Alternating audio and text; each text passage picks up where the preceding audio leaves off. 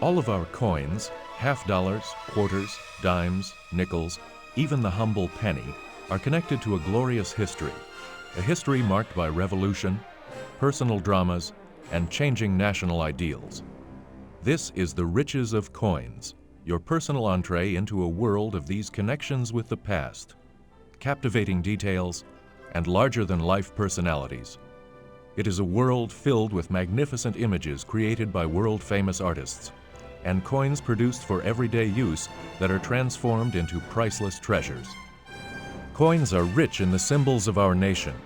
Miss Liberty, that great American emblem of independence, changing from wild child to gracious goddess, and the American eagle, our national bird, stretching and watching and even flying across space and time.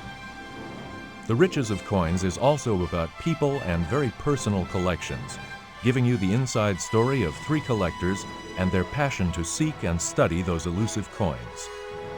And from anywhere in the disc, you can stash the coins that appeal to you in your coin folder. This is your personal treasure trove, to add to or to change as you wish. This is the riches of coins, a continuing source of inspiration, education, pleasure, or just plain fun. To find out more about using this disc, press any of the buttons on your controller. The other selections on the main menu are also available.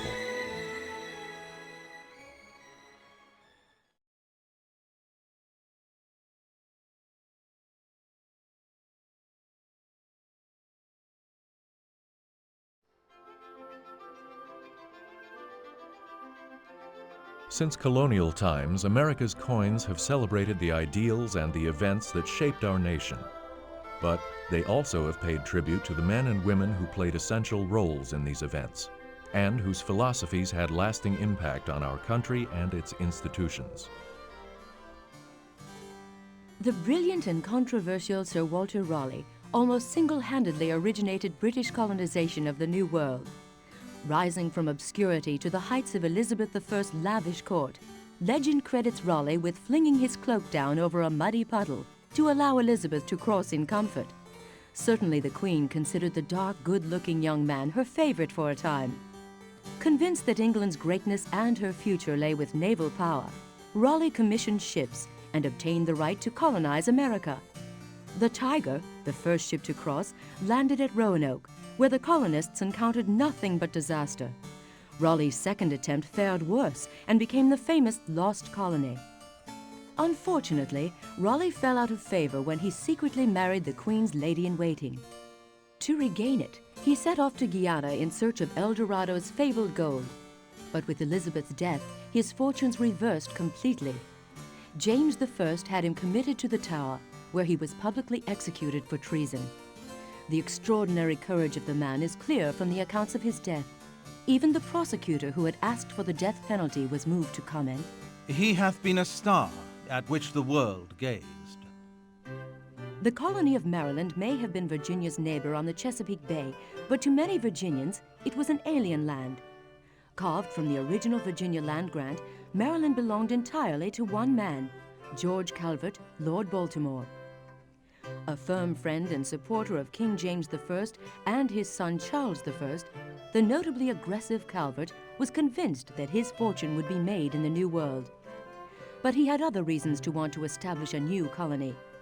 A convert to Roman Catholicism, he hoped to create a haven for other Catholics, far from the potential dangers they faced in Protestant England. Despite his religion, the Stuart kings elevated Baltimore to the peerage, and in 1632, Charles I gave his friend nearly 10 million acres, a land grant that included all the eastern shore of the Chesapeake Bay and a strip running north of the Potomac River inland towards the mysterious Appalachians. The new colony was named for Charles I's Catholic wife, Henrietta Marie, but George Calvert died before the grant became effective. His son Cecil inherited the new colony, and by 1634, 250 colonists had arrived in Maryland. Soon, the town of St. Mary's was a thriving tobacco port. But despite its lively commerce, the thing for which Maryland and Cecil Calvert, the second Lord Baltimore, is most famous is the Toleration Act. Passed in 1649, it guaranteed religious freedom to all Christians. Eat not to dullness, drink not to elevation, think innocently and justly, avoid extremes, be always employed in something useful. These are the rules Founding Father Benjamin Franklin applied to every aspect of a fascinating life. Born to a candle maker and apprenticed to his brother's print shop at 12, by age 26, Franklin was publishing his own newspaper and delighting colonial audiences with the pithy wisdom of Poor Richard's Almanac. A great gadget maker, he also invented bifocals and the Franklin stove, and, of course, experimented with electricity. While remembered best as a signer of the Declaration and our first ambassador to France, Franklin also took a keen interest in the nation's new coinage. His design for our first official cent piece bears two mottos: Fugio, for time flies, and mind your business. Just what we'd expect from the man who wrote, Remember, time is money.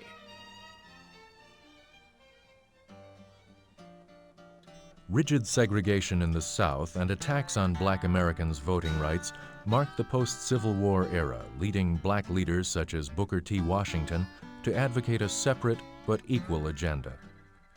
Born a slave, self-educated and self-made, Washington was an extremely complex man who made his mark as an educator and quiet advocate of increased opportunities for his race. The first head of Tuskegee Institute, the famed Alabama vocational school for Black Americans, Washington was admired and consulted by Teddy Roosevelt. The great American botanist George Washington Carver appears to have practiced what Booker T. Washington preached. He dedicated himself to his scientific career and used the visibility it gave him to push a broad political agenda aimed at improving life for Black Americans. Popularly known as the Peanut Man for his innovative experiments to enrich depleted soil, Carver made a number of important agricultural discoveries that had enormous economic impact. These two distinguished African Americans were honored on a commemorative $50 in the 1950s. The first real woman to ever appear on a circulating American coin would probably not have been surprised to find herself once again a pioneer. Born in 1820, Susan Brownell Anthony was one of the earliest American activists for universal suffrage. Inspired by the English suffragette struggle for the right to vote, Anthony and her colleagues pursued equality for women in often distinctly unladylike ways. Although she did not live to see her goals realized, by 1920, 100 years after her birth, the Congress adopted the 19th Amendment to the Constitution. The right of citizens of the United States to vote shall not be denied or abridged by the United States or by any state on account of sex. He was called the Showman Supreme, and there's no doubt that when Barnum stood up to pitch his attractions, people flocked to see what the excitement was about. Bridgeport's favorite son, Phineas Taylor Barnum, rose to fame in New York's Big Apple before taking America by storm. His shows, both on and off the road, featured such celebrity oddities as Tom Thumb and Thumbelina. Famed, too, for his opinion of his public. There's a sucker born every minute. His later career nonetheless belied these cynical sentiments. Barnum brought high culture to America in the form of the Swedish Nightingale, Jenny Lind, and was both a masterful city planner and generous philanthropist after his much ballyhooed return to Bridgeport, Connecticut, where he took up the mantle of civic do-gooder. No man is more synonymous with the Great Depression of the 1930s than Franklin Delano Roosevelt, the debonair New York political aristocrat whose social policies transformed the landscape of American society.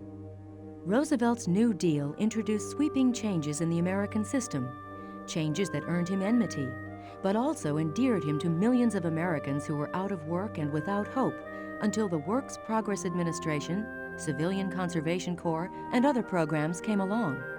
Let me assert my firm belief that the only thing we have to fear is fear itself. He was the longest-serving president our country has ever known, elected to 4 terms that spanned the Depression decade and most of World War II. Indeed, many Americans could not remember any other chief executive.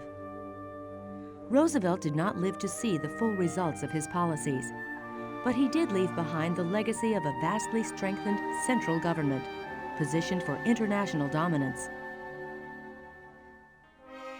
We remember his administration as Camelot, a fabled 1,000 days cut short by an assassin's bullet.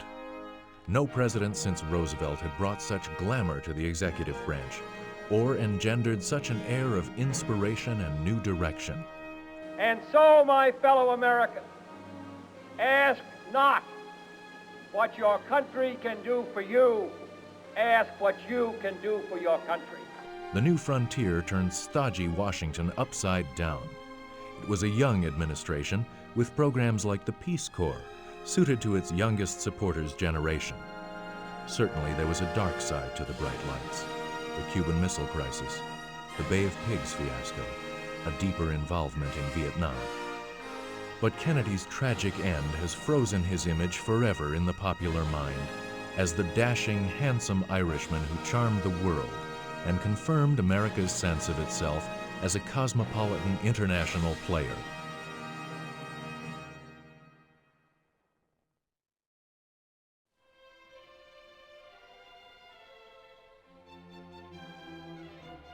Our nation's coins are miniature works of art, the highest expression of the minter's craft. Fine artists have designed their details. Master engravers have brought these compositions meticulously to life. It's no wonder that from the earliest times their brilliant finishes and exquisite features have made our coins fit gifts for even foreign dignitaries and visiting royalty. The dollar had not been part of our circulating currency for 3 decades when a magnificent reintroduction took place in 1836. Mint Director Robert Maskell Patterson was determined that this coin, the standard of U.S. currency, would be of unquestionable artistic merit, and for the inspiration for the obverse, he personally chose a now lost drawing of a seated goddess by Thomas Sully. The talented mint engraver Christian Gobrecht was the artist tapped to prepare the new designs. His response was to join a modified version of Sully's lovely seated Liberty with one hand grasping an heraldic shield, the other a Liberty cap, to his own dynamic flying eagle on the reverse. Gobrecht's eagle was inspired by a drawing of Old Pete, the mint's pet eagle, by 19th century American painter Titian Peale. Occasionally, a great artist has been induced to work in the coin medium. This was the case with Augustus St. Gaudens, one of the most famous sculptors of his day, and a good friend of President Theodore Roosevelt. Roosevelt was determined to get rid of what he saw as the mediocrity of American coin designs, and commissioned St. Gaudens to redesign the $10 and $20 gold coins. The profile on the 1907 $10 coin had its origins in an earlier St. Gaudens sculpture, the figure of Victory from the Sherman Monument, which in turn had been inspired by this figure at the Temple of Zeus at Pergamon. The feathered war bonnet was President Roosevelt's idea, although it's not a likely headdress for either Liberty or a Native American maiden.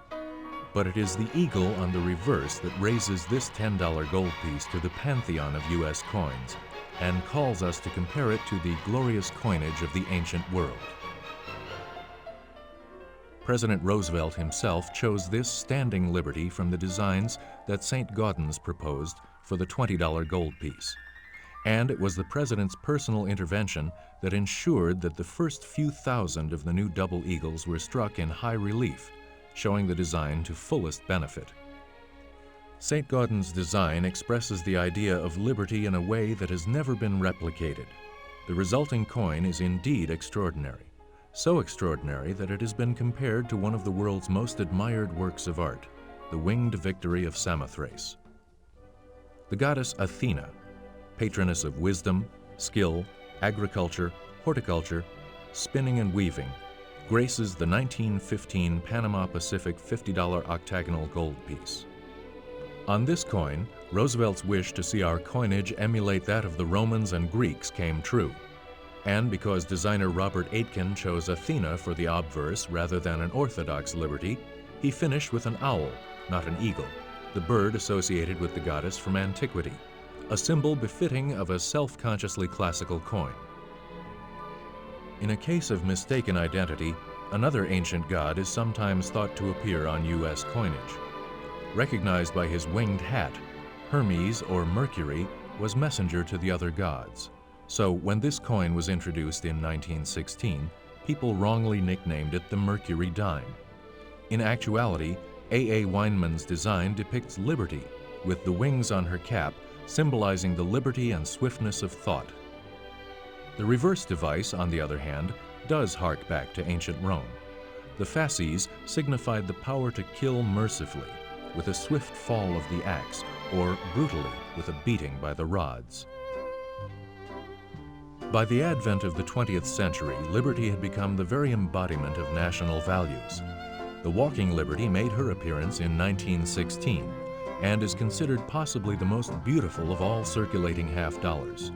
The appeal of this coin was such that it remained in production through 1947 and the end of the Second World War. The face of liberty imprinted on the hearts and minds of Americans is no doubt that of the famous statue in New York Harbor, echoed in Anthony DeFrancisi's design for the peace dollar. This was indeed a new direction in American coinage, for up until 1921, most coins had some reminder of the nation's birth in a war.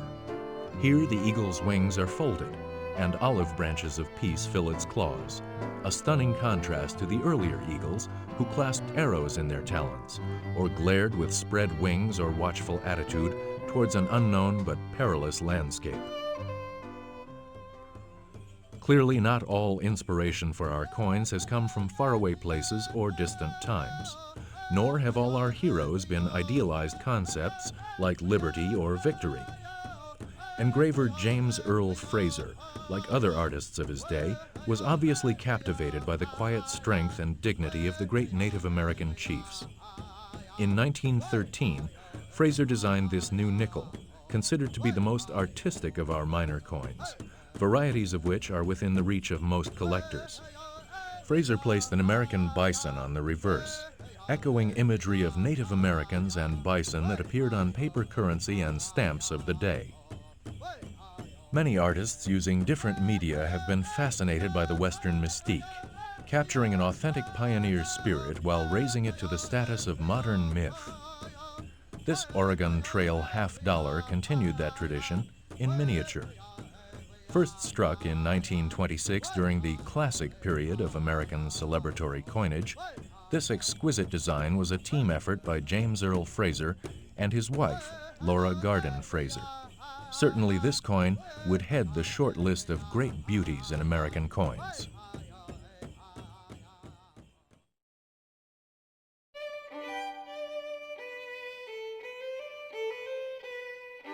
Some coins possess rare beauty, some are surrounded by legend, and all tell the stories of changing times. But which are exceedingly rare, the priceless treasures that few of us will ever possess? And what are the stories behind them? The town was Granby, Connecticut, where in the late 1720s Dr. Samuel Higley had discovered copper, opened a mine, and begun to export the ore to Mother England. Though born a farmer, Higley graduated from Yale and pursued a varied career, from teacher to surgeon to metallurgist whose coppers were so valued for their purity that most were melted down. This Higley threepence survives today, prized because it is exceedingly rare, and for its place in history as the first certain American-made token. Tobacco, not coins, was the currency of early Virginia, although in fact this colony, unlike the others, was empowered by the British government to issue its own coins. Even when growth and prosperity in the later 1700s created a tangible need for coinage, the colonists preferred to import special copper halfpennies, of great interest, though not particularly rare. But a half a dozen pieces were also struck in silver from a die dated 1774. Known as Virginia shillings, curiously, they were never meant for circulation there or anywhere. Most likely made for British VIPs, exactly why they were struck and by whom has remained a mystery. But these 6 shillings are treasures indeed. What frenzied activity was stirred in the small towns in colonial America as word spread that war with England had been declared. Emotional ties were strong, but so were the stirrings of independence. Economic ties were broken overnight, and the rebel colonies were forced to regroup as a scarcity of coinage became an absence of money with which to fight the war. Whether due to the confusion or the energy required to wage war or a lack of precious metal, all of the coinage proposed by the new states is exceedingly rare today. Indeed, only 8 or 9 of these New Hampshire coppers have been authenticated. The Brasher doubloon from 1787 may be the legacy of New York goldsmith Ephraim Brasher's attempt to win friends and influence people in the state legislature. Such attempts are risky at best. Brasher failed to win his coinage contract, but the pattern pieces he struck in gold have become legendary. Only 7 of these coins are known. Brasher himself is forever enshrined in the pantheon of American numismatists. The story of this 1808 $2.50 gold piece is short and sweet. Fewer than 3,000 were minted, all from a single pair of dies on a single day. Today, only 3 of these coins exist in mint state, and only 2% of the total mintage has survived the vagaries of time. From ancient days, visitors to far-off lands have brought coins as tokens of their admiration and good intentions. And in the middle 1830s, the Mint decided to create specimen coin sets to be presented as gifts to exotic dignitaries like the King of Siam, the Sultan of Muscat, the Mikado of Japan, and the Emperor of China. But a dilemma arose. These coin sets were to contain 1 of each American coin in use, and dollars had not been struck for circulation in 3 decades. So a clever mint employee decided to create a new set of dies for the last year of recorded production and strike specimens from them. But although dollars had been struck in 1804, none had borne that year's date. And so the first 1804 dated dollars were actually struck in 1834. In all, only 15 are known. The opening of the branch mint in New Orleans was a much celebrated event. New Orleans had come of age, recognized as a thriving economic hub of the South. Hailing from the earliest days of this branch mint is a famous $50, its O mint mark proudly displayed above the date on the obverse. Only 20 of these specimens were created, and even fewer survive today. In the time-honored tradition of giving the gift of coins, this one, the first struck, was presented to Mint Director Robert Maskell Patterson by the Superintendent of the New Orleans Mint. In today's complex age of econometrics, junk bonds, and national debt, where paper money is taken for granted and coins are just small change, most of us cannot understand the satisfaction of holding a coin whose value was tied directly to the discovery of gold.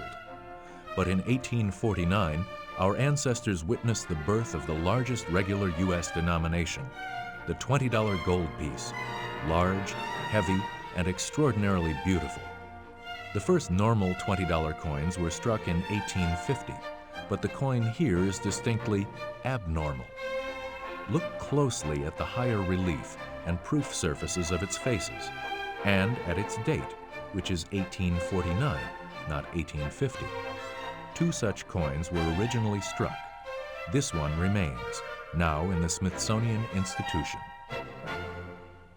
When the price of a first-class postage stamp dropped to 3 cents in 1851, someone decided that a 3-cent coin, handy for the purchase of a stamp, would be a fine idea. A few years later, another unsung genius had a brainstorm. If a 3-cent coin was being struck, why not a $3 coin? The coin was called into existence in 1854, then struck regularly, if sparingly, for the next 35 years. All $3 coins are scarce, and some, as the 1875 issue, are of the highest rarity. Just 20 of these coins were struck, all of them in proof. Ordinary $2.50 and $5 pieces from the mid-1800s through the early 20th century are readily available to the average collector for a price not much over the value of the gold used in their manufacture. But the collector's eye can spot a rarity in an instant. And this 1877 $5 gold coin is part of a proof mintage of just 20 specimens, making it an obvious exception to the rule. The Liberty Head nickel was our circulating coin from 1883 to 1913, when the buffalo or Indian head type replaced it. But someone obviously felt that the Liberty Head needed one more strike before retiring forever. 5 1913 Liberty nickels were clandestinely struck at the Philadelphia Mint. Their rarity has made them worth hundreds of thousands of dollars and spawned a host of forgeries. How does a relatively recent coin with a substantial original issue become a great rarity? In this case, most probably were melted for the gold. This $20 gold coin began its circulating life in 1927 as one of 180,000 specimens. Today, only 11 or 12 remain, and no new ones have turned up for decades, although hobbyists still hope to find one in the attic or flea market.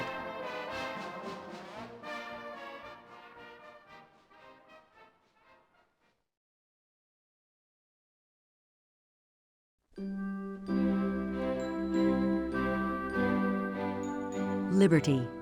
It was the concept that brought settlers to our shores, seeking freedom to worship, freedom to speak, freedom to create new lives. No wonder then that the ideal of liberty took on actual form and became embodied in a goddess of sorts. She was undeniably a product of the New World, however much she may have borrowed from the Old. Whether surrounded by tobacco leaves from the southern states or the corn and fish of New England settlements, she was our liberty, as young and as fresh as her new country and its citizens. Naturally, liberty adorned our coins from the beginning. This charming goddess with a disconcertingly modern look appeared on a patterned coin created at the fledgling Federal Mint before the beginning of regular U.S. coinage. Joseph Wright's concept for the Liberty Head was never used on our regular coinage, to our loss, and Wright himself soon died in one of Philadelphia's annual yellow fever epidemics, a tragedy that deprived us of a great mint artist. In this 1794 half-dime designed by Robert Scott, Liberty's hair flows free, but the design was quickly abandoned, perhaps because of public criticism. Nothing can be more wretched. An unmeaning fool's head on one side and something that resembles a turkey cock on the other. Oh, shame, shame, shame. A capped bust Liberty with its multitude of stars was also created by Robert Scott. At one point, Scott toyed with the idea of omitting the stars on the obverse, since they were already present on the reverse, where they stood for states. However, perhaps deciding that there could never be too much of a good thing, he changed his mind later that year, added the stars, and thus gave us the basic design elements that would be used for the $2.50 gold coin obverse until 1807. Scott also gave us designs for dimes minted between 1796 and 1807. Then, in 1808, no dimes were struck, and by 1809, his design had been replaced by a draped bust created by John Reich. His buxom Miss Liberty sports a fashionable mob cap of the type that might have been worn by Martha Washington and other ladies of the new republic. By the 1830s, the idea of design reform for our gold and silver coins was gaining momentum. This unadopted pattern design featured a lovely left-facing Liberty created by William Neese with a naturalistic eagle by Christian Gobrecht on its reverse. Another pattern for the half-dollar, also rejected for wide circulation, is this one, designed by the gifted mint assistant engraver Anthony Paquette. For this coin, Paquette reworked Christian Gobrecht's earlier vision of a seated Liberty. James Longacre is perhaps best known as the designer of the cent that features Liberty as a Native American princess. But that coin was preceded by a very similar design for our gold dollars. And on this patterned silver dollar, Longacre's artistic explorations were carried to their triumphant conclusion. Although this design's high relief would have made it impractical for coinage in quantity, the coin serves to remind us of a notion 19th century Americans took for granted: the close relationship of liberty and Native Americans in designs that sought to depict our nationality. Although chief engraver Charles Barber was later to thwart the innovations of outside artists commissioned to create new coin designs, he is justly famous as the originator of the Barber dimes, quarters, and half dollars, typical coins from the turn of the century. Barber's designs were first circulated in 1892, but it was in 1891 that he gave an arresting experimental twist to American coinage with this pattern half dollar. The design for the obverse was totally new, and although the design is not 100% successful, it is more interesting than Barber's usual coinage.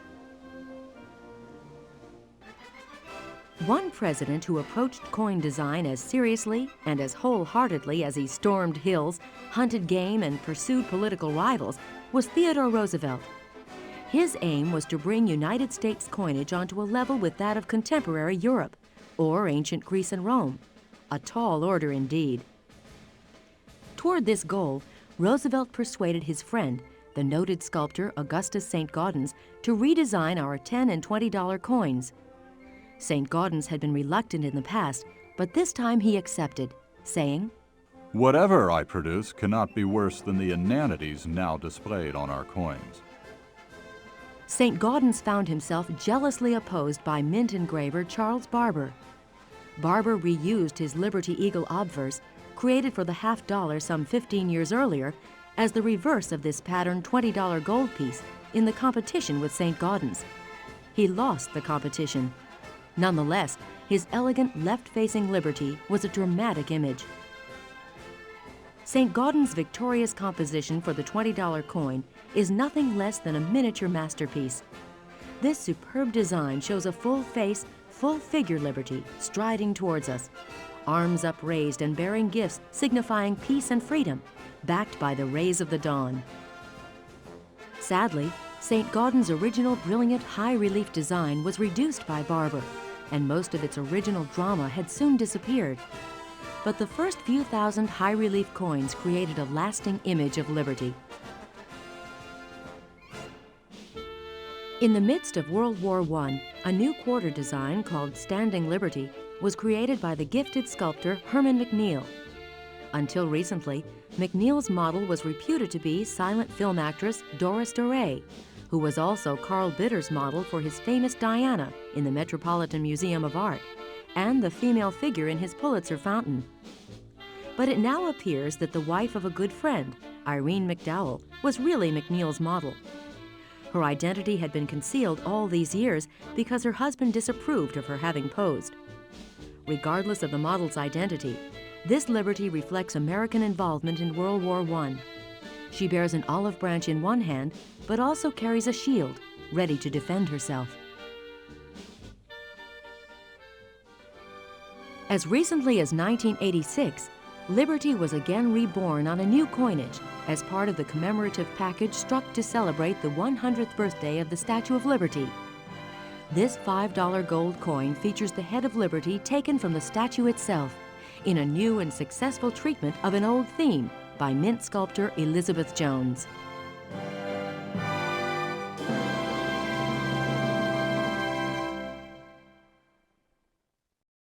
Gold!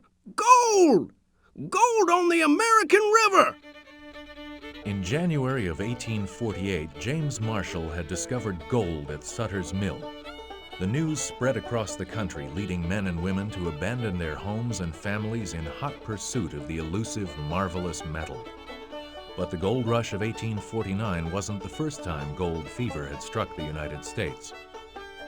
Back in 1830, gold strikes in places where even ordinary coinage was seldom found brought pioneer coiners to Georgia and North Carolina. Among the first was Templeton Reed, sometime jeweler and gunsmith, who set up his mint in Milledgeville, Georgia. Reed's first efforts, like this $10 gold coin, appeared in July 1830. But the minter short-weighted his coinage, producing specimens slightly less heavy than regular U.S. issues. Loss of public confidence soon followed. The basic design for this $2.50 coin existed as early as 1840, when California gold was just a twinkle in a prospector's eye. But one of the great rarities in the long-lived design series was this particular piece dated 1848, minted in Philadelphia, but marked with the letters CAL. This bold marking indicates that the gold used to strike them came from California, making them the first official U.S. commemoratives. Mormon miners returning from the California camps brought gold to Utah, and Brigham Young himself, an early leader of the church, conceived the idea of creating a local coinage. By the end of 1848, Utah had established a mint, producing $10 coins and other denominations, such as this $20 gold piece with its unusual obverse featuring the emblem of the Mormon priesthood. Miners formed the core of westward moving immigrants, but they were accompanied by doctors, saloon keepers, grocers, and even private coiners, more than a dozen of them in California alone. The first documented pioneer coiner to mint in California was a somewhat shadowy firm called Norris, Gregg, and Norris. As early as May 1849, the firm was coining $5 gold pieces exclusively. But even its coinage demonstrated the shady side of the operation. Although the specimens were marked San Francisco Cal, they were in fact minted in Benicia City. Even less is known about another early coiner, the Cincinnati Mining and Trading Company. It apparently struck gold coins in two denominations, $5 and $10 pieces, but only one half eagle and 4 eagles like this one appear to have survived. Most early coining took place close to the gold fields in boom towns hastily thrown up to respond to miners' needs. But raw California gold dust also traveled, in this case to the territory of Oregon. Proposed coinage was first meant to be an official product of the new territory, but the territory's legislation authorizing public gold coinage was vetoed, and a private, makeshift mint sprang up in Oregon City, producing $5 and $10 gold pieces such as this. The presence of private competition drew the federal government's attention. Soon, it too became interested in establishing a mint in San Francisco. This coin was struck in 1854 at the New Branch Mint and was sent back to Philadelphia as evidence that coining operations had formally begun. It was the beginning of the end for private coiners. This new U.S. mint would soon replace them in the West. The Colorado Gold Rush along the South Platte River caught fire in the summer of 1858. Predictably, along with the raw metal came the need for a reliable coinage for miners and businessmen. Clark, Gruber and Company was the earliest coining concern in the territory. This $20 piece, with its fanciful rendition of a mountain near Denver, Pikes Peak, is one of its best-known products. Although reliability was the key concern in coinage, there were many coiners who looked on the gold rush as a way to get rich quick themselves. J.J. Conway's mint in the town of Georgia Gulch had a reputation for producing $2.50, $5, and $10 gold coins that were lightweight, debased, and worth less than their face value.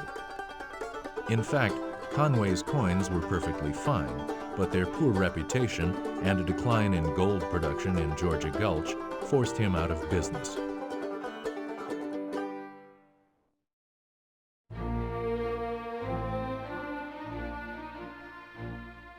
By definition, a sovereign nation must have its own coinage. But for a number of years after the Revolution, the United States did not have a central authority for the creation of money. As late as 1783, an Annapolis, Maryland silversmith named John Chalmers was circulating silver coinage on his own. Chalmers may originally have created the coins as a proposal to the Continental Congress, but when they were rejected, he realized there was no law preventing him from producing them himself, and did so for about a year. With his name astutely emblazoned on the obverse, the coins also served as a good advertisement for the family business. Chalmers Mint is still standing at the corner of Fleet and Cornhill Streets in Annapolis. In the years following the Revolutionary War, squabbles arose continually over the territories and rights of the new states. In fact, a dispute with New York over land made Vermont declare itself a separate country. It did not join the Union until 1791. Naturally, not to be outdone by those states empowered by the Articles of Confederation to mint coins, Vermont produced its own coinage. Its first issue in 1785 featured a New England landscape. But this design was retired in favor of one adapted, ironically, from the old British halfpenny. Both this new copper and the first type were produced at Reuben Harmon Jr.'s Rupert Mint in Bennington County. Massachusetts was the only state issuing copper coinage that took the trouble to set up its own mint. Heavy, attractive coppers were struck there in 1787 and 1788, making the Massachusetts coiners pioneers in several ways. For one thing, they produced the first self-styled American cents. For another, they produced the first half-cents as well, getting the jump on the federal government's coinage efforts by several years. The Constitution put an end to state coinage and authorized a national mint, built in 1792 at Philadelphia. The first American coin to be created under the Mint Act of 1792 and issued by this new mint was a 1-cent piece. There is no mint mark on this coin, and no need for one. There was only one federal mint in those early days, and with the exception of 5-cent pieces minted between 1942 and 1945, no coins struck in Philadelphia before 1979 carry a mint mark. In 1835, the government decided to establish branches of the U.S. Mint in several southern cities, acknowledging the economic importance of the southern states.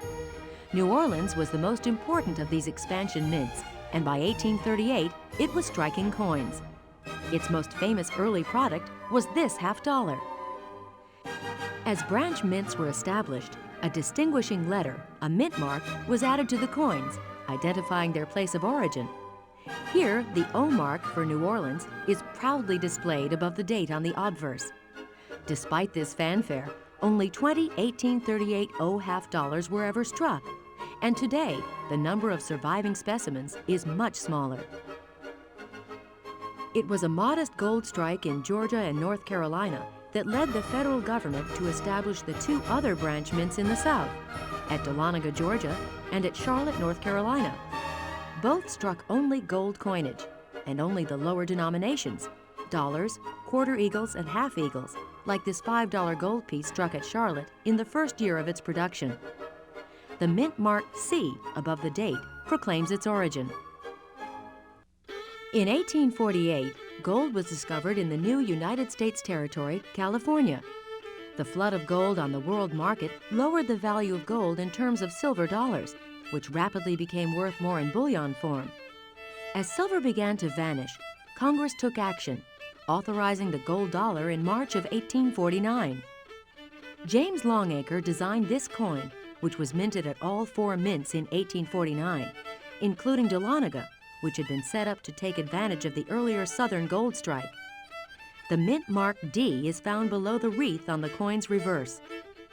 Neither the Dahlonega Mint nor the Charlotte Mint was an unqualified success, and both were closed in 1861 at the outbreak of the Civil War. Coins that bear the mint mark D after that date were minted at the Denver branch that opened in 1906. The branch mint at New Orleans also ran into trouble with the start of the Civil War. Early in 1861, Louisiana seceded from the Union. Rebel troops immediately seized the New Orleans Mint and struck coins there, using regular mint designs through the end of April. In fact, it is nearly impossible to tell the difference between coins struck for the United States and coins struck for Louisiana and the Confederacy during this period. The New Orleans Mint closed down after striking these coins and remained inactive well past the end of the war. In 1879, it was revived for another 30 years of operation. In the wake of the California gold rush, thousands flocked to exploit the situation, not only to prospect for precious metal, but also to build the mining towns, man the stores, and otherwise profit from the discovery. Naturally, all this activity demanded coinage on the part of government and citizen alike, and the San Francisco Mint was established in 1854. 21 years later, this 20-cent silver coin was struck there. It was to be the shortest-lived American coin, produced for commerce only during 1875 and 1876. Its similarity to the quarter, only just gaining in popularity, doomed it to almost immediate public rejection. Most of the new branch mints concentrated on coining gold, at least in the early days, but there was one notable exception. The Carson City, Nevada Mint was created in response to the silver strikes of the 1850s and 1860s, culminating in the discovery of the legendary Comstock lode in 1859. It took until 1870 for a response in the form of a branch mint to materialize. But once in operation, Carson City produced silver with some gold until 1893. This 1881 dollar is the Carson City Mint's most typical product. It bears Carson City's distinctive double C mark under the wreath on the reverse. The Carson City Mint building still stands, and today it is a museum filled with memories of those heady, quick money days.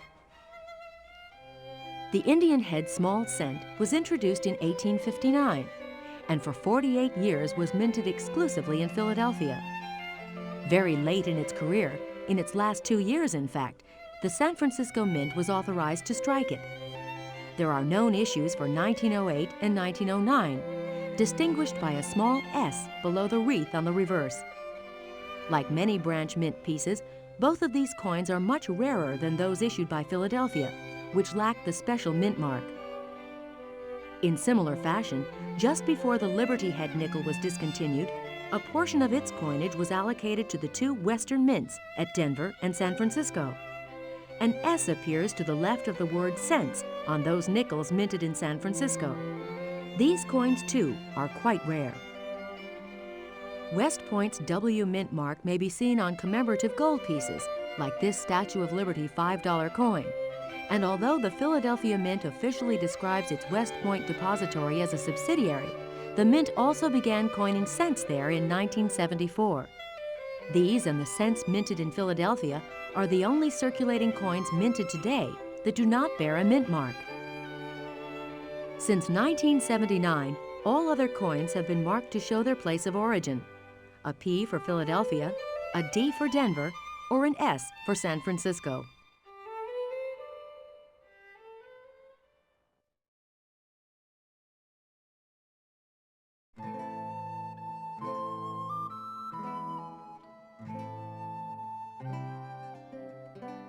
The story of America's coins is closely linked to our nation's history. Early New England settlers adopted the currency of the local Indian tribes, wampum, exchanging the strings of mussel shell beads for furs and other commodities. Beaver skins, tobacco, or wampum were accepted as currency in the colonies. A good thing, since during this time England made little effort to supply the colonists with gold or silver coins, or even a small change currency. However, when traders back home did business with the colonies, most demanded coins for their goods. Luckily, almost any nation's coins served this purpose, like the early English shillings that arrived with the first colonists, or the Mexican 8 reales, the most commonly used foreign coin in North or South America. This, the Dutch lion dollar, was the best known of the non-Spanish silver coins used by American settlers. But colonists also depended on pieces such as the St. Patrick halfpenny. Struck during the English Civil War, these coppers made their way to New Jersey in the 1680s. Weighing 1/4 ounce, the French louis d'or was a convenient amount of metal for many transactions. This, plus its purity, made it the standard for commerce internationally. Struck during most years of the long reign of Louis XIV, this notable and noble coin would bear the Sun King's changing portraits for 7 decades. I am the state. L'État, c'est moi. While the colonists were not averse to using the coins of Mother England's enemies, Spain and France, by 1652 the Boston Mint of the Massachusetts Bay Colony had begun producing the New England coinage, the first American coins actually struck in the colonies. This shilling was eagerly embraced by settlers hard up for hard currency, although the extreme simplicity of its design made it an easy target for counterfeiters and clippers. The New England shilling was quickly replaced by the Willow Tree shilling, another Massachusetts silver coin. Minted from 1653 to 1660, This was the first coin from the 13 colonies with a complete design, meant to discourage clipping and counterfeiting. The willow tree coins were followed by the oak tree series, including this tuppence, dated 1662. The last of this series is perhaps the most famous colonial coin, the pine tree shilling. Minted between 1667 and 1682, initially it was broad and thin, but later became narrower and thicker, more closely resembling English coins. This similarity between the American and English coinages became a symbolic link, the visible expression of her colony's close ties to the kingdom across the sea. This coin's hold on the imagination was tenacious. Almost 200 years after its first minting, it inspired a short story by Nathaniel Hawthorne titled, what else? The Pine Tree Shilling.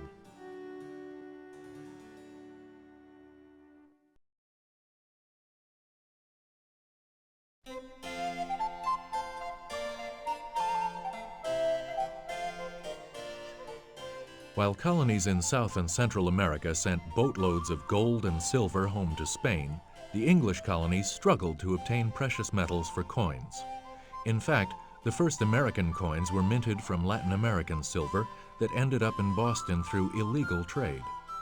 But in the early 1680s, the British put an end to this coinage. In His Majesty's name, I order you to cease. But the colonists could not rely on Britain for regular supplies of coins. Luckily, almost by accident, authorities in Massachusetts came up with the idea of substituting paper money for coinage. Charged by the Crown with providing funds to finance a military action against the French, they issued paper certificates, good for payment in coins at some future date. They're good as gold. Knowing it was backed by government funds, the colonists had confidence in the new paper money. The Massachusetts 20-shilling note is one of the earliest examples of our first paper money, and one of the earliest examples of paper fraud as well. Still, a vulnerable currency was better than no currency at all. Meanwhile, other colonies were attempting their own currencies, although few had the success of the Massachusetts coins.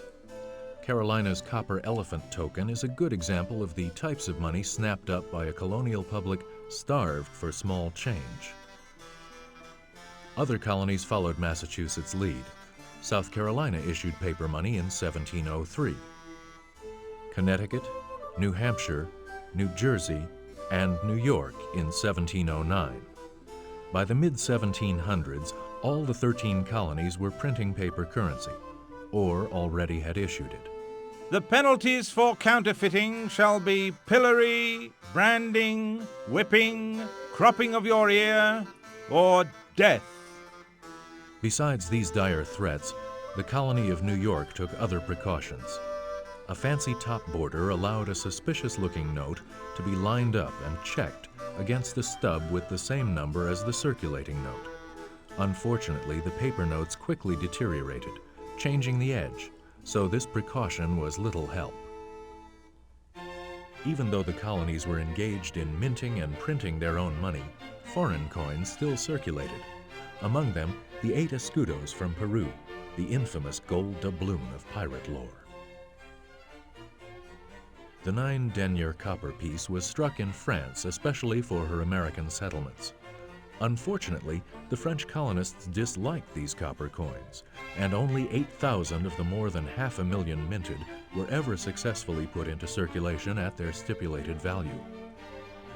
Equally unpopular with the English colonists was the Rosa Americana penny, designed by William Wood.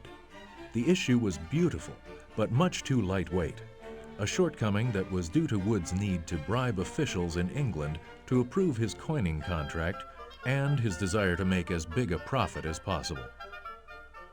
In Massachusetts, local authorities issued small change notes, such as this 1722 paper penny, to substitute for the short-weight British coins. Each had a distinctive shape. Almost none have survived to this day. Occasionally, quality British coins did reach the colonies in sufficient quantity to become popular. Some 10 tons of copper halfpennies and farthings were sent over on the Mermaid to compensate Massachusetts for its help in an expedition against the French. It was the largest influx of British copper coinage into America in colonial times, and this lovely 1749 farthing may have been one of those coins. Paper notes were becoming increasingly popular with colonists. Unfortunately, the bills were easy targets for counterfeiters, too. Notes printed with movable type were easily faked on any press. Even when engraved copper plates were used, the plates soon wore out and variations crept in. It took the ingenuity of Benjamin Franklin to combine the best features of both methods, inventing the nature print for use on official money, such as this 1759 Pennsylvania 20-shilling note. Although this process transformed currency printing throughout the colonies, Franklin said only this about his innovation. A very profitable job and a great help to me.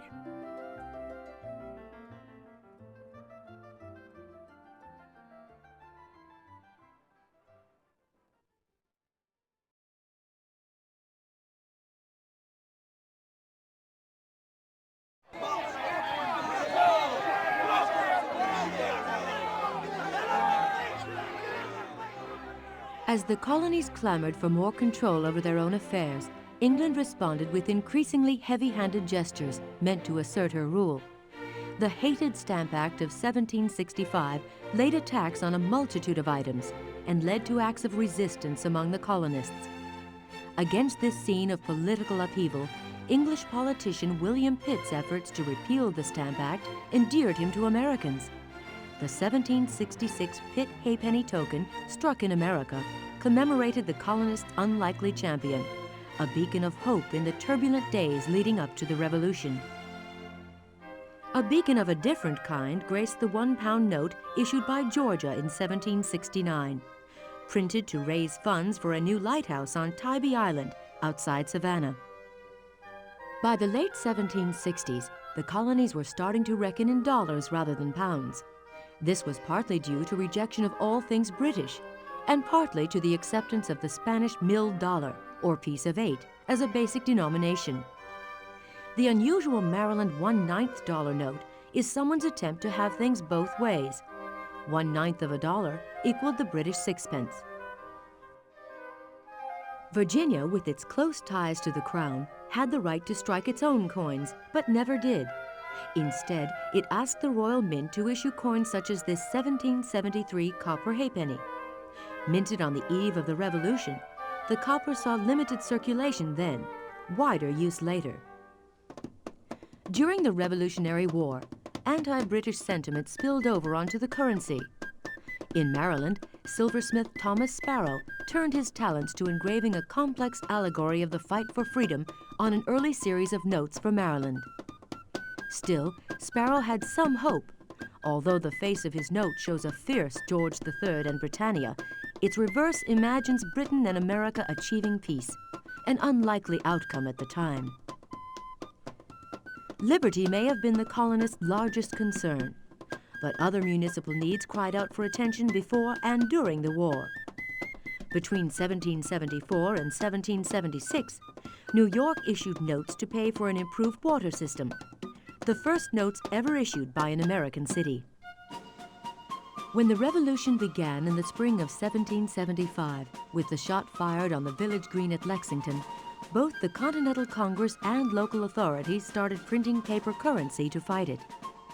Massachusetts produced this note for a groat, the equivalent of 4 pence, in 1776, capturing in miniature the spirit of those early days of the War for Independence.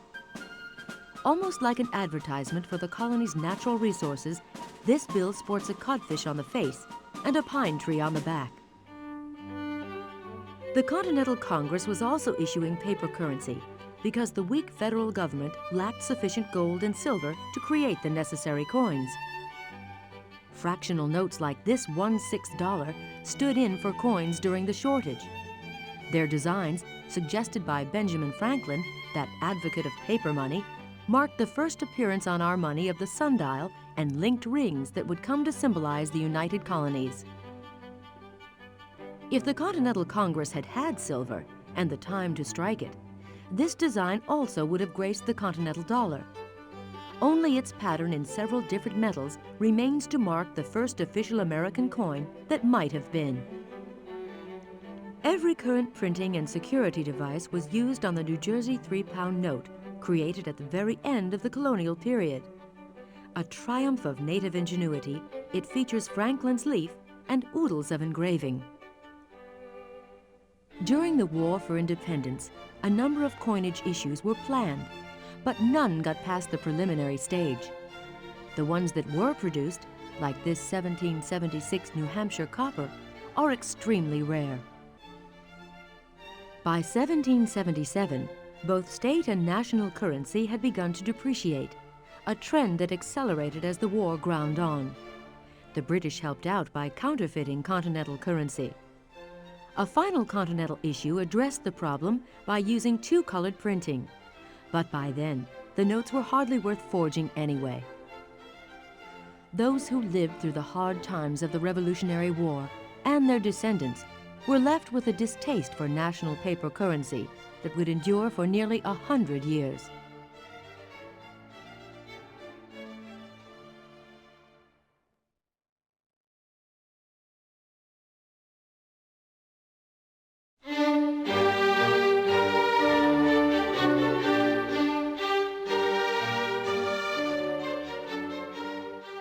The war's end left America's currency values in shambles, but ratification of the Articles of Confederation that created the United States brought temporary hope for a secure, nationally accepted currency.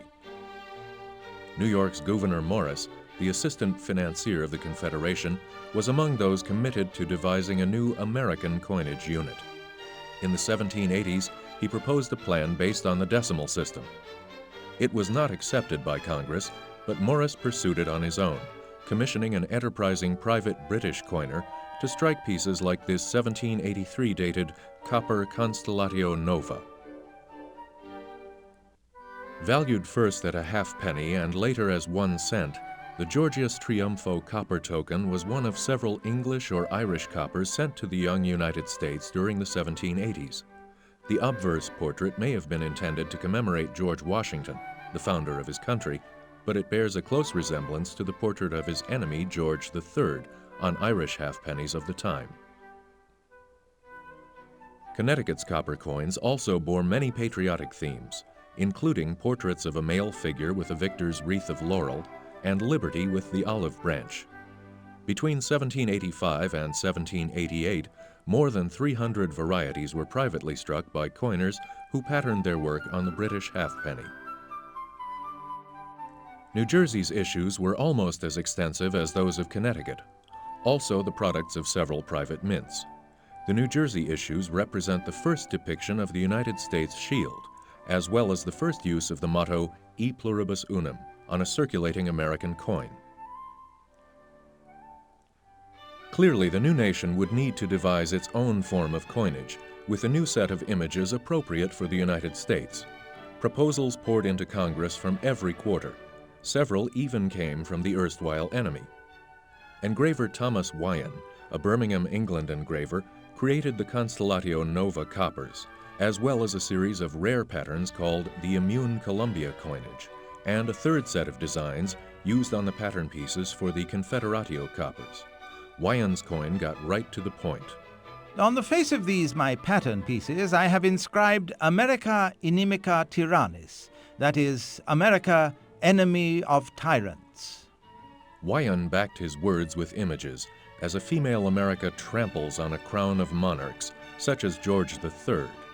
Unfortunately, strong though his message was, Wyon's coppers were considered nothing more than experiments. They never were produced for circulation. During the Revolutionary War, inflation grew out of bounds. The best of the state currencies depreciated by more than 97%, matching the descent of continental currency. Nonetheless, by the 1780s, a number of states began issuing paper money again. Money was needed, and there were no alternatives. In 1786, Rhode Island issued what turned out to be among the last paper notes printed before the new Constitution was signed. Entirely typeset, the bills nevertheless have a whimsical quality, thanks to familiar contemporary folk elements incorporated into their designs. Under the Articles of Confederation, all states had a right to issue their own coins, but most of those exercising this privilege paid other people to strike coinage for them. Among those issuing copper pieces, Massachusetts was a pioneer, much as it had been before the War for Independence. It was the only state prepared to go to the trouble of establishing its own mint in order to strike the heavy coppers that citizens found so attractive. Vermont also contracted with a private mint for striking copper, but was not a state at the time. Until 1791, it remained a separate country, thanks to an unsettled land dispute with New York. Between 1785 and 1788, though, the reluctant state issued its own coins with designs that first borrowed heavily from Thomas Wyand's Constellatio Nova coppers and views of the native landscape, later from the traditional British halfpenny. The Republic of Vermont also issued this note. "Vermont calls for justice" was a direct allusion to the land squabble with New York, and the ring of 13 links, with a defiant 14th refusing to join, is another symbol of the state's stubborn insistence on its rights. By 1787, it was obvious that the federal government had to provide a standard against which the state's copper issues could be judged. Thus, the United States ordered a copper coinage of its own. Because there was still no national mint, the contract went to one James Jarvis of New Haven, Connecticut. But Jarvis failed to deliver his coins on time, and when they did arrive, they were as inferior in weight and quality as anything the states were circulating. It is not recorded what Benjamin Franklin, who is credited with suggesting their design, thought of the coins, but there's no doubt the coppers were summarily rejected. The Fugio cent fiasco helped persuade many people that a new and stronger central government, one that could exercise control over such things as money, was needed. Happily, the Constitution ratified in 1789 would solve many of the young nation's fiscal problems. The Congress shall have power to coin money, regulate the value thereof, and of foreign coin. And perhaps most importantly, No state shall coin money. a national mint was authorized, although it would be some years until it was actually built. In the meantime, a dismaying array of foreign and domestic small change still flowed among the states, confusing values. For example, this tiny silver threepenny was produced by silversmith Standish Barry. The detailed date of issue perhaps may mark the opening of Barry's shop. If so, this could be our country's earliest commemorative coin.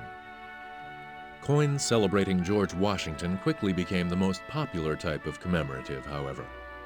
This portrait of the new president, a true work of art adapted by John Gregory Hancock Sr. from an engraved copy of a drawing by Pierre de Cimetière, shows Washington as a majestic man of his time. No Roman emperor, but first among equals nonetheless.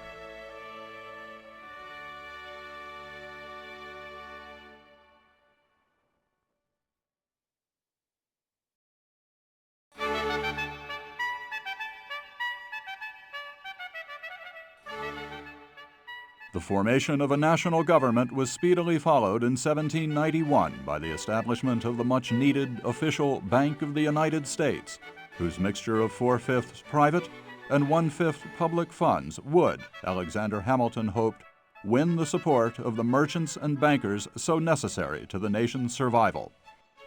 Hamilton's confidence in the fledgling institution was amply rewarded. For 20 years, the Bank of the United States prospered, due in large part to its fiscal conservatism when it came to issuing paper money. As far as Hamilton and his colleagues were concerned, worthless paper money had nearly brought the young nation to ruin during the Revolutionary War. They were determined to have their currency be primarily hard money. Still, some paper notes were printed and circulated by the bank, and counterfeit notes, such as this one, proved that paper currency was still a risky medium.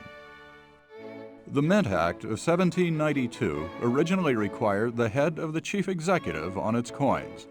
In response, Peter Getz, a minter in Lancaster, Pennsylvania, designed a number of half-dollars in silver and copper with Washington's head on the obverse and a scraggly eagle on the reverse. However, Washington was not comfortable with the idea of placing his portrait on the nation's money. It seemed to him to bear too close a resemblance to the practices of the monarchy against which he and his fellows had so recently fought. Accordingly, the Getz coins remained patterns only. One of our first official coins was the half-cent.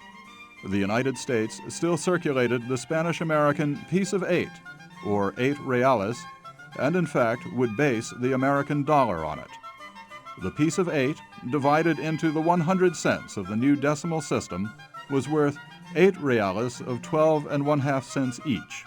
This half-cent, therefore, had a very practical purpose: to help make change. The first American coin to be struck under the Mint Act of 1792 was the cent. The flowing-haired liberty was an acceptable, if somewhat wild, evocation of freedom's spirit, but the chain on the coin's reverse struck many as a bad omen, implying servitude and imprisonment. The government abandoned the design almost immediately, replacing it with an inoffensive single bow wreath. Unfortunately, this time, the strong modeling of the flowing-haired liberty drew criticism. She simply was not the embodiment of the new America's ideal of independence. Only $1,758 were struck in 1794, the first year of issue. Although the composed Liberty head and stern, warlike eagle made this first design acceptable to Congress and consumers, the press used for the coins was simply too small for the job. Almost all of our first dollars have blemishes and weak spots as a result of the machinery's poor quality. The federal government's efforts in the fiscal arena were welcomed by most businessmen, but even its centralized powers could not quickly sweep away the mess left over from the monetary crisis of the immediate post-war era. The new government lacked the ability to make good on its new monetary system. It simply could not provide the small change so desperately needed. Around 1789, private individuals, groups, and banking institutions began issuing change notes, small in size and small in denomination. Fractional currency such as this Union Bank specimen would be invaluable in maintaining the low end of the country's exchange spectrum until 1794. Asked what the most popular coin is today, most of us would automatically answer, The kworta! But when the first quarter was introduced in 1796, it was not really needed. Most Americans preferred the Spanish 2 real coin, which is where we got the term 2 bits. In fact, the quarter was among the last of our coinage denominations to be introduced, and this design was only struck in 1796. No more quarters were issued until 1804. This fashionably buxom liberty graced American coinage beginning in 1795, her clothing style owing much to the federal period fashions made famous by ladies such as Dolly Madison. But what made the design of the $1798 memorable was a new reverse, the heraldic eagle, still popular today. Despite the best efforts of Alexander Hamilton and his friends, in reality the United States was becoming a paper money country. The ready resources of precious metal simply were not available. To keep pace with the economy and permit growth, issues of notes were critical. This note from the Gloucester Bank is an excellent example of the lengths to which printers went to safeguard their notes from counterfeiting. Although we might find this note crude and even ugly, forgers found it impossible to copy, which was, after all, the chief consideration.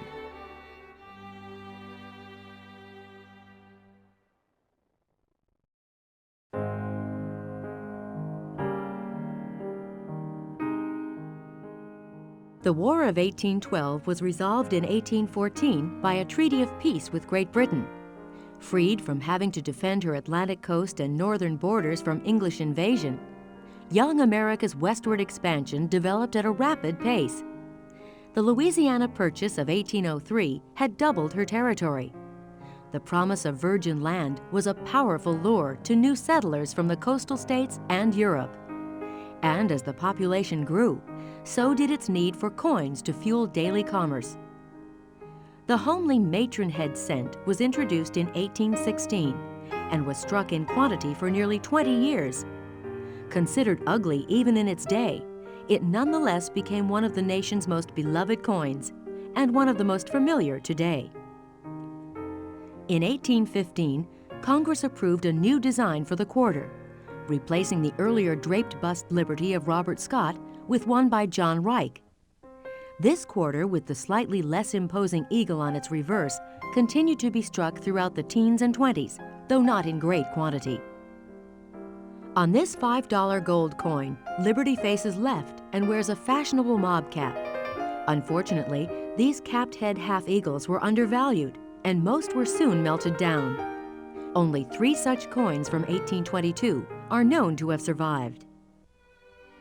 Designers often added pictures of the real thing to paper money. This was probably a subtle acknowledgement that paper was merely substituting for hard currency, although it could also have been an easy and appropriate way to fill the spaces in a note's design. This otherwise anonymous bank made its mark with a note that illustrates 2 silver dollars, the cold coinage behind its paper promise. An expanding flood of money swept on through 1836, causing great consternation among hard money men such as William Cullen Bryant. When will the great bubble burst? When will the great catastrophe which the banks have been preparing for us actually come? Bryant and his colleagues did not have long to wonder. Crop failures had already had an impact on farmers' ability to pay their merchants and speculators, who in turn could not pay their banks. At the same time, the central government called the bluff of banks issuing notes on public land. Finally, Henry Clay's Distribution Act withdrew funds from federal banks to give to the states, the final step in Andrew Jackson's destruction of the national bank. Credit dried up, prices rose. The Panic of 1837 sucked small change from circulation almost overnight, as banks refused to redeem paper money for hard currency. Private businessmen stepped into the breach, issuing notes such as this one, with a face value of 6 1/4 cents. Clearly, this note is still tied to the Spanish real. Half a real would circulate at this value. As early as 1834, the gold content of this half-eagle was being reduced. This reduction was indicated by the omission of the motto E pluribus unum from the reverse. Perhaps this was an unlucky omen. The new designs remained in production for only 4 years. By 1836, the age of steam had overtaken the tried and true methods of the minter's art. The designs for the half-dollar were among the first to be modified to make a coinage easier to strike on the mint's new steam machinery. Christian Gobrecht, the designer who initially had been called in to make minor changes in the half-dollar, ended by actually redesigning the coin. This new design remained essentially intact until 1891. Gobrecht's mark on our early coinage endured not only on the series of silver coins that bears his name, but also on copper pieces. Although his influence is largely unsung, he reworked the design for the cent in 1839. 1 year later, he redesigned the half cent as well. These designs remained in use with few changes down to the end of our purely copper coinage in 1857, when the mint introduced the small cents we know today.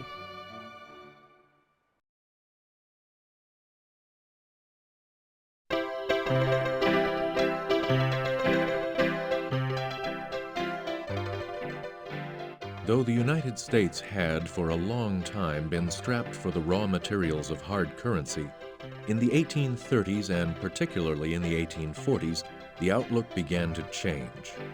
The 1848 discovery of gold in California had a profound effect on the new United States territory and the states back home. Plentiful gold supplies meant equally plentiful hard currency. Gold coins in a variety of denominations were introduced mid-century. This tiny gold dollar was one entry into the currency created in response to the California gold strike. Somewhat surprisingly, however, it comes from a facility originally set up in Georgia to take advantage of an earlier gold strike in that state and North Carolina. Look closely below the wreath and you will find the D that stands for the Dahlonega Mint, established in the 1830s. While money supplies and hopes were soaring, one thing in American life was coming down. The price of mailing a first-class letter fell to 3 cents in 1851. Congress had the bright idea to authorize a new 3-cent coin to make it easier to purchase the stamps. Accordingly, this smallest of America's silver coins was introduced in 1851.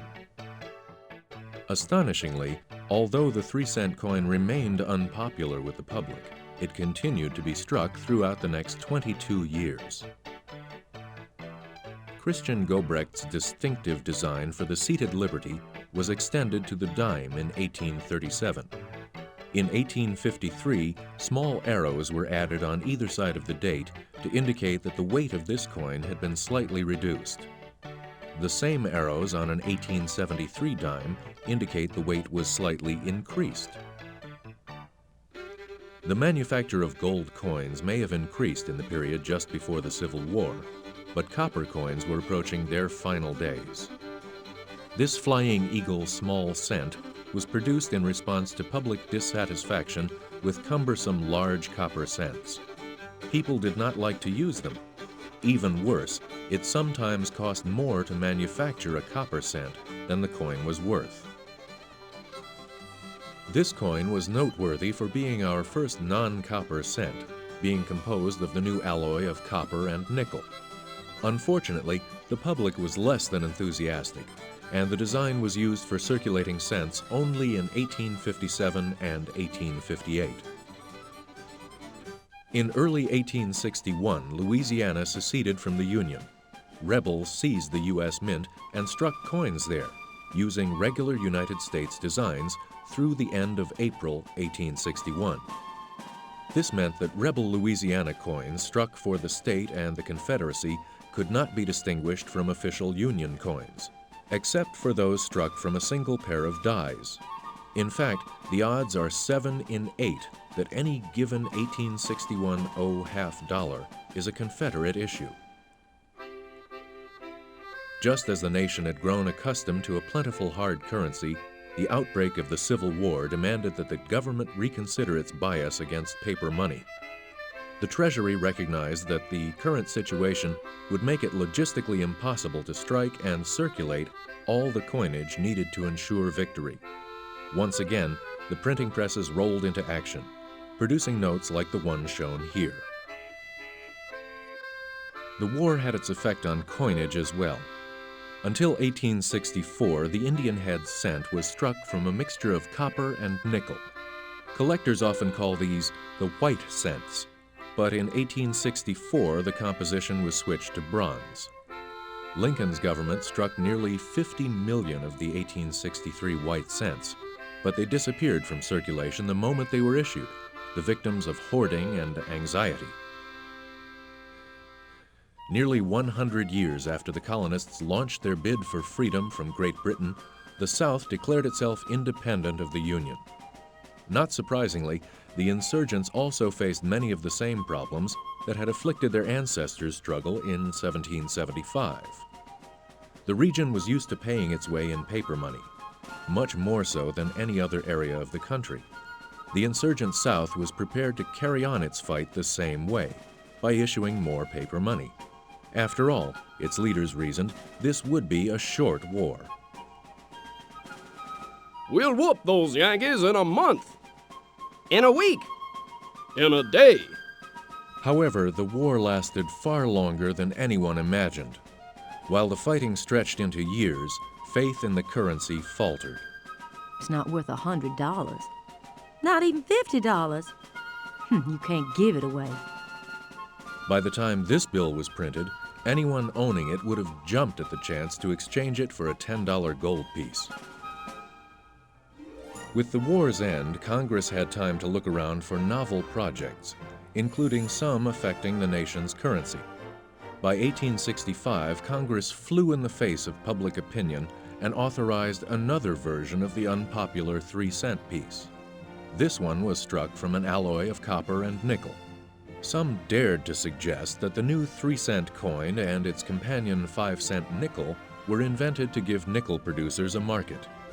The 3-cent piece finally disappeared in 1889, but the copper-nickel 5-cent piece is still with us. Another bright idea that sank on launching was the 2-cent piece, introduced by the Mint in 1864. Congress had debated the need for this denomination as early as 1806 and rejected the plan. Why then this sudden urge to produce the coin? Again, the fiscal ways of politicians remain a mystery. The coin continued to be struck in smaller and smaller quantities until 1873, but it did find lasting fame as the first coin to bear the motto, "In God We Trust."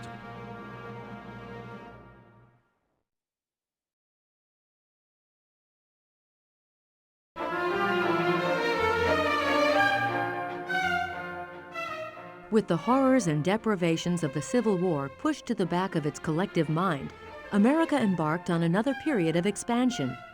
Although Reconstruction languished and the economy was far weaker than supposed, individuals grew rich on the spoils of war and the spoils of peacetime politics.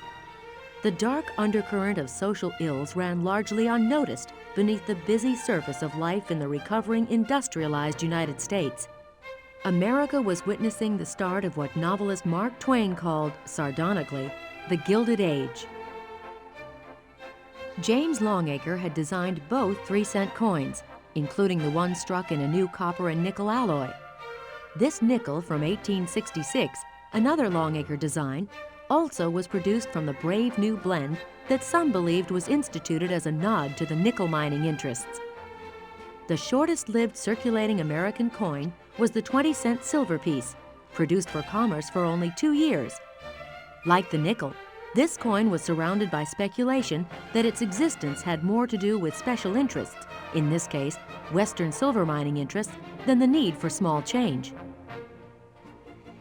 Images of the West had captured the public imagination before and after the Civil War, as the Western territories became home to more and more pioneers seeking a better life and expanded opportunities. One of the most common manifestations of this interest showed itself in the design for the Indian head cent. Indian head cents were relatively common down to 1865, but from then until the end of the 1870s, they became much scarcer. Indeed, the 1877 coin featured here is quite rare. Economic hard times of the 1870s produced little call for new coinage. The 20-cent silver piece might have died a quick death, but by 1878, the Western silver interests had another, more permanent and certainly more lucrative market for their wares. Congress decided to revive the silver dollar for domestic circulation. Between 1878 and 1921, over 500 million cartwheels were produced. Many stayed in play through the 1960s. In 1883, the nickel's designs were revised. Greed and consumer fraud resulted. When the familiar Liberty Head design replaced the earlier shield motif, a simple Roman numeral 5 was used to indicate the 5-cent denomination. However, people started gold-plating the centless coins and passing them off as $5 gold pieces. To put an end to this twist on counterfeiting, the Mint hastily rearranged the design to incorporate the word cents loud and clear. In 1892, a new design by Charles E. Barber gave us the Barber or Liberty Head $50. This classic arrangement endured through 1915. Another classic, the $10 gold piece designed by Christian Gobrecht, was approaching its final days. Minor changes along the way had not modernized or improved it, and 1907 marked the last year that this coin was manufactured. President Theodore Roosevelt led the charge to create new designs, commissioning the celebrated sculptor Augustus St. Gaudens to redesign the $10 and $20 coins. The resulting $10 gold piece, created during the last weeks of the sculptor's life, was a superb work of miniature art, and one that would serve the country until the end of gold coinage in 1933. In 1908, Teddy Roosevelt again stepped in to push a new coin design. This time, the objects of his interest were the $5 and $2.50 gold pieces. The choice for designer fell on the talented sculptor Bella Lyon Pratt, who responded to the commission with an innovative incuse design, in which all the coin's devices and legends are sunk into the planchet. The coin drew massive criticism from the public, but Pratt's design remained in production through the crash of 1929. Artistry was not confined to the higher denominations of coins. The normal 1913 nickel featured this sensitive portrait of a Native American on the obverse, with a fine relief of a bison on the reverse, one of the most unique of all U.S. coin designs. Created by James E. Fraser, this composition experienced almost no alterations for the next 25 years of its production. In 1909, another coin changed its face, as Victor David Brenner designed a commemorative cent for the centenary of Abraham Lincoln's birthday. Lincoln's portrait in profile graced the obverse, and in the tradition of painters and sculptors, Brenner had dared to sign the work with his initials. This flash of ego drew an instant outcry, and the offending initials were soon removed. However, despite the mint's best efforts, several million VDB cents had managed to get through the Philadelphia minting process and into circulation. A few might still be found making small change today.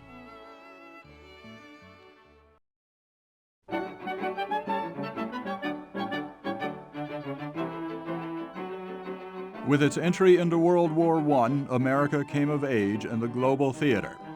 The men and women sent overseas returned with their horizons irrevocably widened. New ideas swept through the country. New technological marvels like the car and the airplane dominated America's imagination. Our heroes were aerial daredevils. Our ideal was everything new. Even coinage was not immune to this quest for the novel, the modern, the up-to-the-minute in materials and design. In the case of the barber coins, revision was long overdue. Some of the images dated from the Civil War, reflecting America's past, not her glorious future. In 1916, the Mercury dime designed by A.A. Weinman replaced Barber's design. The name, however, is a misnomer. The head on the coin actually belongs to Liberty. The wings on her cap symbolize thought and not the swift Greek god of communication. Nonetheless, the winged Liberty was certainly an appropriate image for her time, as America grappled with the issues of war versus isolationism. Another 1916 design also symbolized the nation's public mood confronted by World War I. The Standing Liberty holds a shield ready to defend herself, but an olive branch is also present, although in reserve. Strong in war, open to peace is the message of Herman McNeil's strong design. In 1921, the Mint again produced the Morgan silver dollars it had discontinued in 1904, not because they were needed or were suddenly more popular, but because the silver lobby had pressured the government into making nearly 90 million more of the coins, even though millions of Morgan dollars had been sequestered during the 17-year period since their last manufacture. In fact, more than 270 million coins had actually been melted down before this new mandate to mint was put into action. Late in the same year, a new design by Anthony De Franchisi was introduced to commemorate the end of World War I. Although it was intended for commerce, the new design had such a high relief that it was impractical for trade. But in 1922, the height was reduced, and the popular peace dollar, as it quickly became known, remained in production until 1935. In 1938, at the height of the Great Depression, millions of Americans were crossing the country in search of jobs and decent living conditions.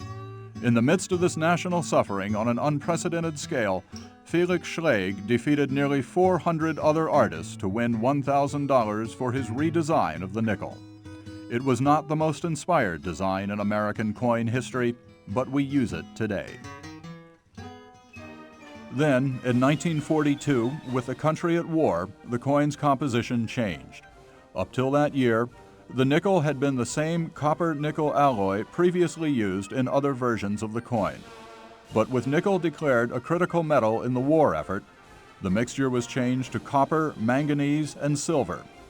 The change was indicated by the placement of a large mint mark over the dome of Monticello on the coin's reverse. When the war ended, the makeshift alloy was abandoned and the special marks left off the design. Franklin Delano Roosevelt died before the denouement of the war he had overseen as president, but he was almost immediately honored by a new design for the dime. The first dimes, struck in 1946, were made from silver. Any precious metal in the Roosevelt dime was eliminated in 1964. Now, the coin is struck in a clad composition of copper and nickel.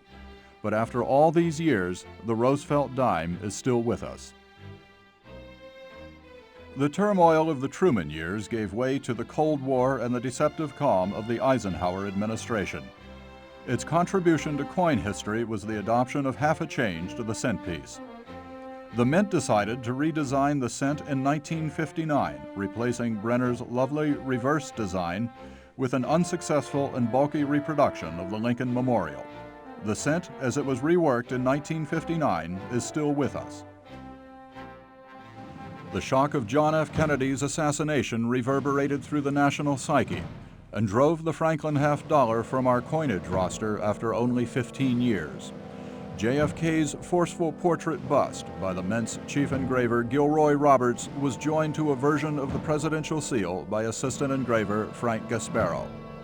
Although the coin still circulates in a limited way, its future and that of the half-dollar denomination is anyone's guess. The dollar coin was reintroduced in 1971, commemorating Neil Armstrong and Buzz Aldrin's first moon landing and President Dwight D. Eisenhower, initiator of the space program, who had died just 4 months before the landing. Despite the fact that the new dollar didn't circulate much, it was struck through 1978. Susan B. Anthony's hard work for the rights of women should have won her a glorious commemorative. Alas, it was not to be. The Mint's attempt to make the dollar more attractive in the late 20th century backfired amid cries that it was covert discrimination and sabotage that had produced the despised design. To make matters worse, the dollar's size meant that the public confused it with the quarter, which pleased no one. Conservatives were dismayed to have a feminist on the coin, while feminists felt bushwhacked. The Treasury soon found itself the repository of well over $500 million worth of unwanted Susies, and with that, the approximately 200-year history of the dollar as a circulating coin came to a sad and inglorious end, at least for the moment.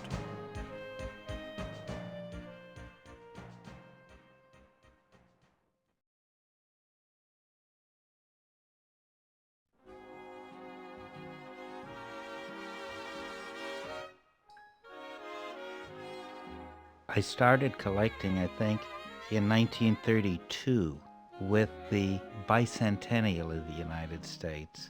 There was this array of available commemorative historical pieces that a youngster could begin to acquire. It brought me back into history, it made me think about history, and coins were part of the events as they had taken place 200 years earlier. I couldn't afford to keep them for very long because when I went off to college, that was my savings that put me through my first year and a half of Lehigh University. Following that, I had to raise a family, and then I went back to coin collecting, continuing the interest in history, and today I have the coins that could have circulated in the American colonies. What we find is that the coinage that circulated in the American colonies were really not British, but primarily Latin American. The gold and silver of Latin America allowed Spain to become the dominant country of Europe for a very extended period of time, for centuries. Cortés attempted and was successful in taking Mexico over between 1519 and 1520. By 1536, Mexico was producing silver coinage that not only served the city of Mexico, but then began to circulate through the other Latin American countries being conquered by the conquistadors. These coins were from the single most important precious metal discovery of 200 years. The mine of Cerro Rico produced approximately 60 to 70% initially of the silver of the world, the new silver of the world, from about 1545 to about 1670, 1680. So it wasn't the coin itself, it was what the coin represented, where it had come from, what had happened to bring the coin to our shoreline. And this, to me, is the fascinating part of what we are looking at when we collect coins.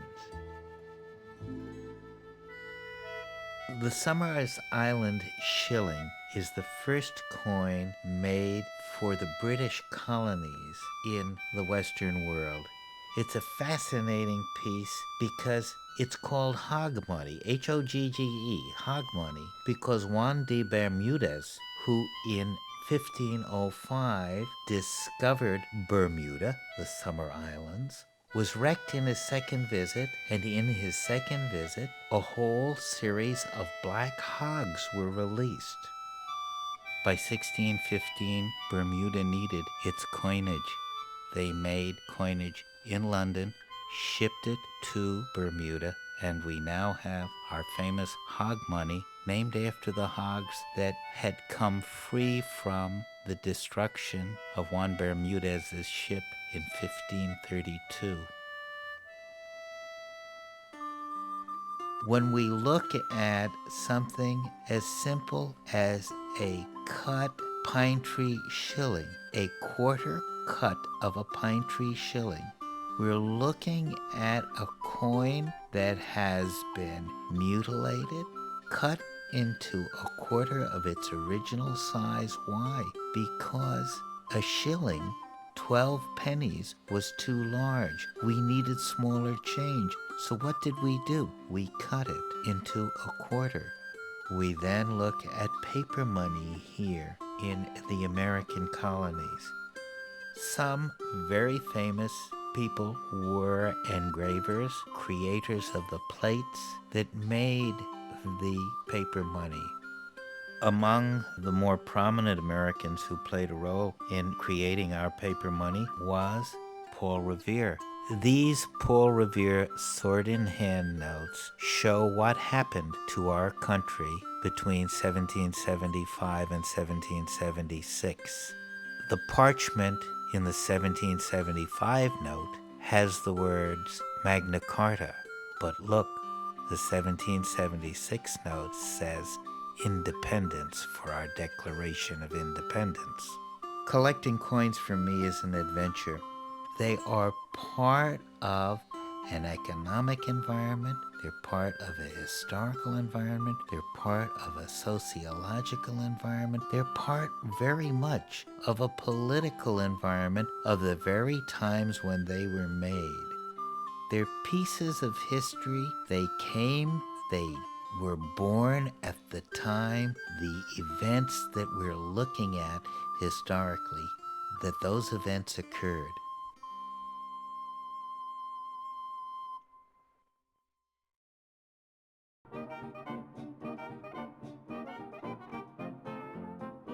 I first started collecting coins when I was about 11 years old.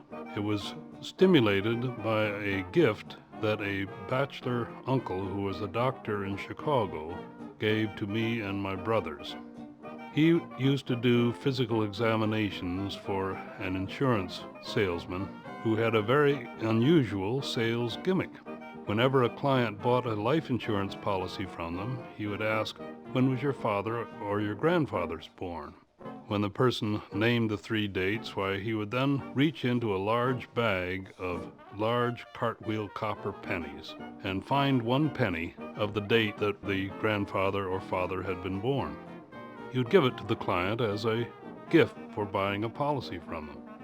My uncle asked the insurance salesman whether he could go through the bag. He did, and assembled a complete date set of United States cents from 1793 down to about 1890. He then filled out the balance of the set with his own collections or purchases from coin dealers in Chicago. And then he didn't know what to do with the collection, so he gave it to my brothers and me. One brother said, "I'm going to collect pennies," because he already had a complete date set collection then. My next older brother said, "I'm going to collect nickels." That left nothing for me to collect except dimes. I was then about 11 years old, and my allowance was 5 cents a week. It was a hard row to hoe to get enough money to buy a dime. But that's how I started to concentrate on the United States 10-cent pieces. And I pursued that collection from then all through high school and college. During the war, I was unable to pursue the collection of coins, but I resumed it when I returned from service in 1946 after 4.5 years.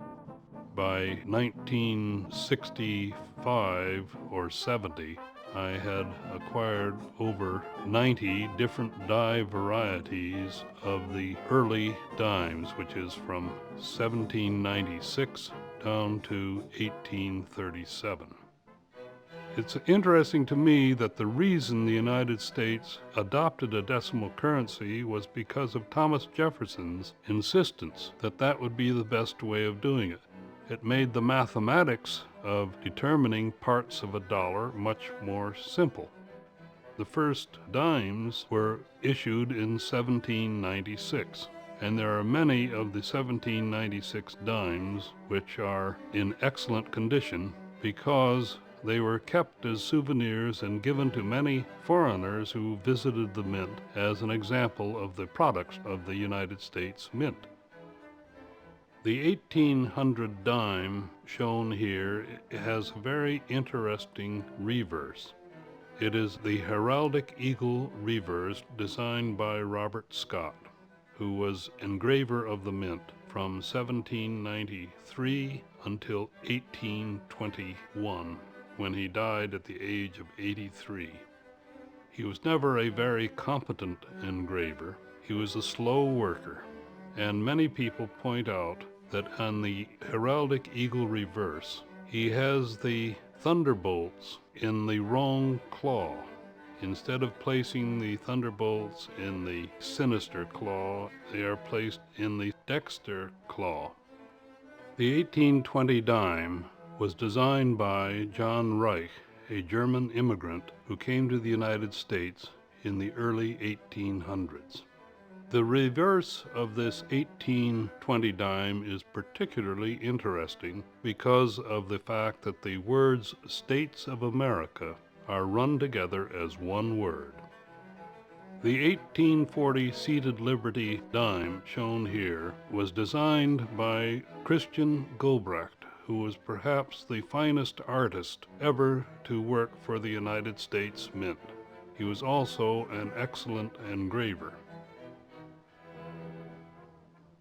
After I retired from the practice of law, I decided that my dime collection was so complete that it would be impossible to really improve on it very greatly.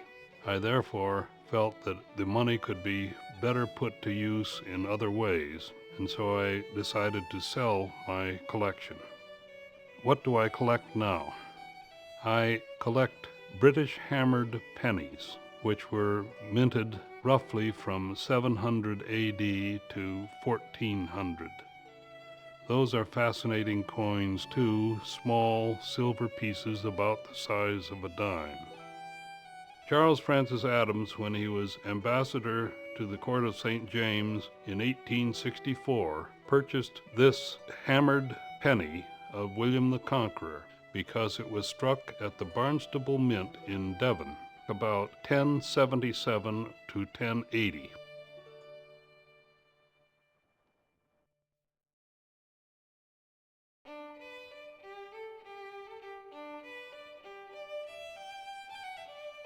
My interest in collecting coins and currency began when I was 7 years old, when my grandfather gave me a 1-cent piece dated 1859. I looked at it, I saw nothing unusual about it, and I put it away and kept it. But by the time I was 9 years old, I was intrigued with the idea of possibly adding some other 1-cent pieces of different dates. And I have been collecting for 71 years ever since. My interest in the numismatics of the early colonial period proved fascinating for me in the beginning. I studied both the coins and the paper money and the coordination of the brilliant economic methods by which the colonies lifted themselves by their own bootstraps and survived in spite of the fact that England withdrew all the gold and silver that they could from the American colonies. The first coin of the independent United States of America is the 1776 Continental Currency dollar in silver. Benjamin Franklin's mottos and emblems were used, and he's one of my heroes. On this dollar it says, "Time flies, so mind your business." And on the back was the linking of the 13 states together to form an American Union. And one of these is in my collection, and there are 4 of them altogether. In 1785, there was a tremendous effort in the United States to replace the English copper coinage, which was in circulation, with proper American-related copper coinage. And there were various experiments by private parties to do that. One of those is a coin which has the motto, "Unfriendly to Tyrants, America," and therefore it had on the back Confederatio, meaning confederation, and it shows the 13 stars all locked together in one constellation. The reason coins and currency are so interesting to collect is that you are handling what was handled by someone in ancient Greece or in medieval times or in colonial times in America or at any other time and in any other place. A 1792 George Washington gold coin is unique in my collection and is most unusual because George Washington apparently carried this as a pocket piece. England had suggested that they could coin money cheaper than we could and better than we could in the United States, and therefore made some samples or patterns to distribute to show how excellent their work was. We rejected that completely because the United States wanted to make its own coins. However, as part of their sales promotion, it appears that they made the one copy of this in gold in order to give it to the principal officer of the United States of America, and that was George Washington. I have a Confederate 50-cent piece in my collection, which was coined in 1861 when the Confederate States of America separated from the Union and asserted their own sovereignty. Mine may be the one that was presented to President Jefferson Davis because he had his Confederate half-dollar taken away from him or lost it at the time he was arrested. And this is the piece that eventually was found in circulation and came down through other collectors to me. One of the distinctive pieces of paper money in my collection is the 1715 South Carolina note of 4 pounds. This is the earliest piece of paper money issued by any of the southern colonies that still remains in existence. When the United States paper money of the Revolutionary War became worthless, due to the military expenditures and the final victory for independence. There was an effort on behalf of a few individuals to issue new paper money which had value. Robert Morris established the Bank of North America, and the Bank of North America loaned money to businesses to get them started and help the government get its own facilities established. The Bank of North America issued paper money, and one of the most interesting parts of that paper money is the small change notes of 1789.